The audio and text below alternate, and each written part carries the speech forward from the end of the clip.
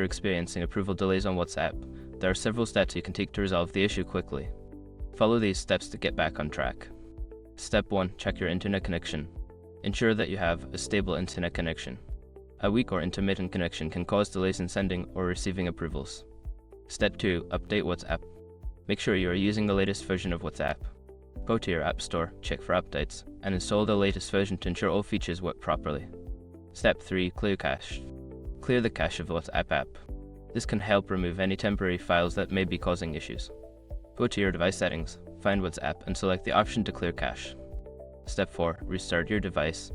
Sometimes, simply restarting your device can resolve temporary glitches. Turn off your phone, wait a few seconds, and then turn it back on. Step 5. Contact support.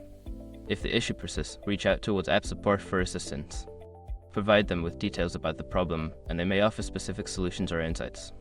By following these steps, you should be able to resolve approval delays on WhatsApp efficiently.